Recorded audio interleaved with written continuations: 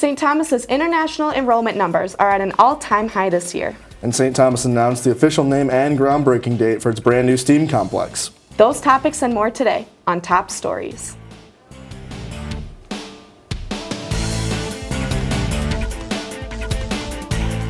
Hello everyone, and thanks for joining us in this edition of Top Stories. I'm Andrés Tejeda.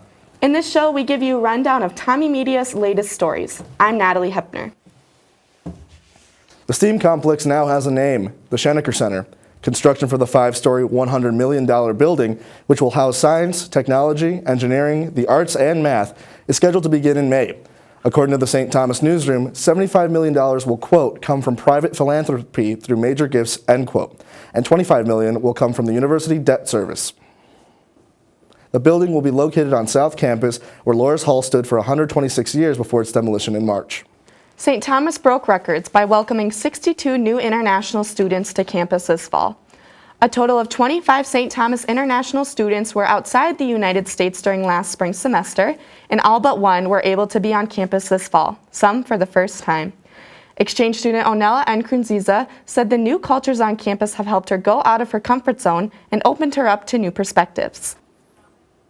On November 2nd, St. Thomas community members and students cast their vote in St. Paul and Minneapolis municipal elections.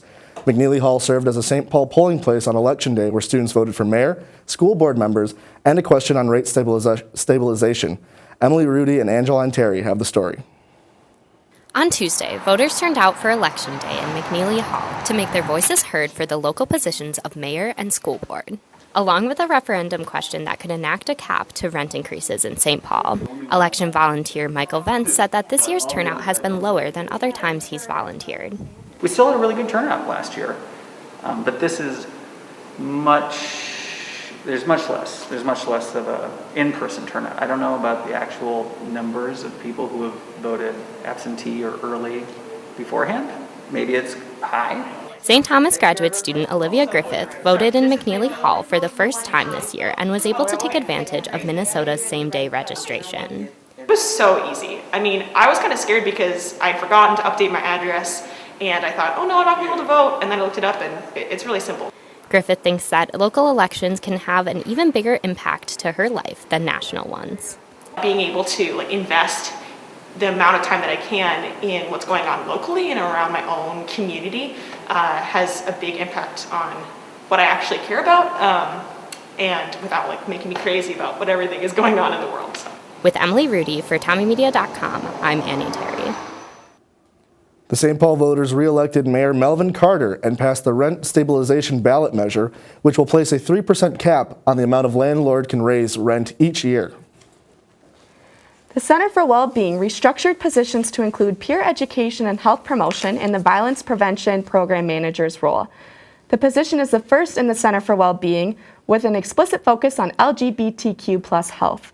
The new role was filled by Bilkis Amatu Salam and involves using students as peer health educators to develop outreach activities on campus and promote resources at the Center for Wellbeing.